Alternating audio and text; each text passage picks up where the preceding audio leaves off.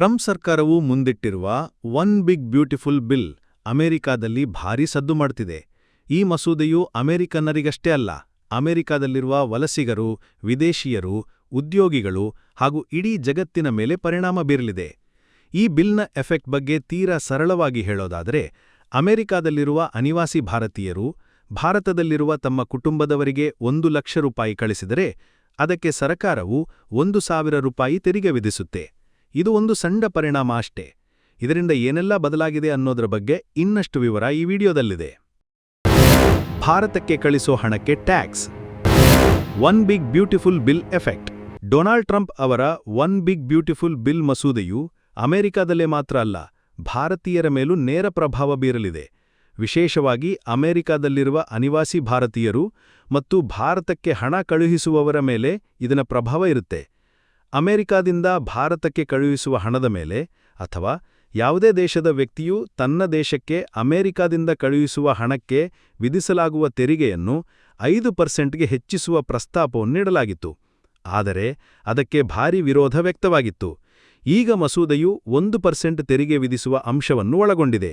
ಇದು ಅನಿವಾಸಿ ಭಾರತೀಯರ ಪಾಲಿಗೂ ದೊಡ್ಡ ನಿರಾಳತೆ ತಂದಿದೆ.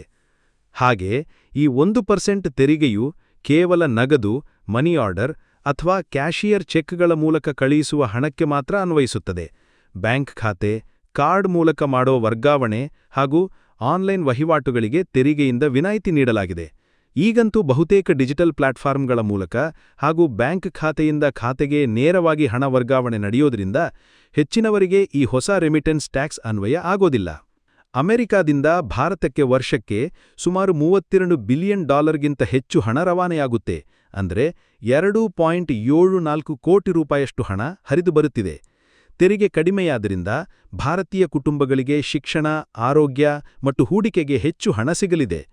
ಆರ್ಬಿಐನ ಇತ್ತೀಚಿನ ವರದಿಯ ಪ್ರಕಾರ ಕಳೆದ ಹಣಕಾಸು ವರ್ಷದಲ್ಲಿ ವಿದೇಶಗಳಿಂದ ಭಾರತಕ್ಕೆ ದೊಡ್ಡ ಪ್ರಮಾಣದಲ್ಲಿ ಹಣವು ಹರಿದು ಬರುತ್ತಿದೆ. ಸುಮಾರು 11 ಲಕ್ಷ ಕೋಟಿ ರೂಪಾಯಿ ಭಾರತದ ಖಾತೆಗಳಿಗೆ ಸಂದಾಯವಾಗುತ್ತಿದೆ. ಜಗತ್ತಿನ ಮೇಲೆ ಏನು ಪರಿಣಾಮ? ಒನ್ ಬಿಗ್ ಬ್ಯೂಟಿಫುಲ್ ಬಿಲ್ನಲ್ಲಿ ಖರ್ಚು ಕಡಿತ ಮತ್ತು ಹಸಿರು ಇಂಧನ ಯೋಜನೆಗಳ ಬಗ್ಗೆಯೂ ಕ್ರಮಗಳಿವೆ. ಒಟ್ನಲ್ಲಿ ಅಮೆರಿಕನ್ನರಿಗೆ ಆದಾಯ ಹೆಚ್ಚಿಸಬೇಕು ಹಾಗೂ ದೇಶದ ಮೇಲಿನ ಸಾಲವನ್ನು ಕಡಿಮೆ ಮಾಡಿಕೊಳ್ಳಬೇಕು ಅನ್ನೋ ನಿಟ್ಟಿನಲ್ಲಿ ಅಗತ್ಯ ಕ್ರಮಗಳನ್ನು ಈ ಮಸೂದೆಯ ಮೂಲಕ ತೆಗೆದುಕೊಳ್ಳಲಾಗ್ತಿದೆ. ಈ ಬಗ್ಗೆ ರಿಪಬ್ಲಿಕನ್ ಪಕ್ಷದಲ್ಲಿಯೇ ಭಿನ್ನಾಭಿಪ್ರಾಯಗಳಿದ್ದರೂ ಕೆಲವು ತಿದ್ದುಪಡಿಗಳ ಮೂಲಕ ಮಸೂದೆ ಮುನ್ನಡೆದಿದೆ. ಜನಸಾಮಾನ್ಯರಿಗೆ ಅನುಕೂಲ ಆಗುವಂತೆ ತೆರಿಗೆ ಕಡಿತಗಳನ್ನು ವಿಸ್ತರಿಸಲಾಗಿದೆ. ಟಿಪ್ಸ್ ಮತ್ತು ಓವರ್ ಟೈಮ್ನ ಮೇಲಿನ ತೆರಿಗೆ ರದ್ದು ಮಾಡಲಾಗಿದೆ. ಆದರೆ ಆರೋಗ್ಯ ಯೋಜನೆಯಾದ ಮೆಡಿಕೇಡ್ ಮತ್ತು ಹಸಿರು ಇಂಧನ ಕಾರ್ಯಕ್ರಮಗಳ ಮೇಲಿನ ಖರ್ಚು ಕಡಿತ ದೊಡ್ಡ ಚರ್ಚೆಯ ಕಾರಣ ಆಗಿದೆ. ಹಾಗೆ ಗಡಿ ಭದ್ರತೆ ಮತ್ತು ರಕ್ಷಣಾ ವೆಚ್ಚವನ್ನು ಹೆಚ್ಚಿಸುವ ಮೂಲಕ ಅಮೆರಿಕಾವು ಜಗತ್ತಿಗೆ ತನ್ನ ದಿಟ್ಟ ನಿಲುವನ್ನು ರವಾನಿಸಿದೆ. ಅಮೆರಿಕದ ಜೊತೆಗೆ ಹಸಿರು ಇಂಧನ ಮತ್ತು ರಕ್ಷಣಾ ಕ್ಷೇತ್ರಗಳಲ್ಲಿ ಒಪ್ಪಂದಗಳನ್ನು ಮಾಡಿಕೊಂಡಿರುವವರಿಗೆ ಪರಿಣಾಮ ಬೀರಲಿದೆ. ಇದು ಜಾಗತಿಕ ಮಾರುಕಟ್ಟೆಗಳ ಮೇಲೂ ಪ್ರಭಾವ ಬೀರುವ ಸಾಧ್ಯತೆಯಿದೆ. ಅಮೆರಿಕನ್ನರಿಗೆ ತೆರಿಗೆ ಕಡಿತ ಆಗುವುದರಿಂದ ಮಾಡುವ ವೆಚ್ಚದಲ್ಲಿ ಹೆಚ್ಚಳವಾಗಲಿದೆ. ಇದು ಮತ್ತೆ ಸಾಲದ ಹೊರೆಯನ್ನು ಹೆಚ್ಚಿಸುವ ಸಾಧ್ಯತೆಯೂ ಇದೆ.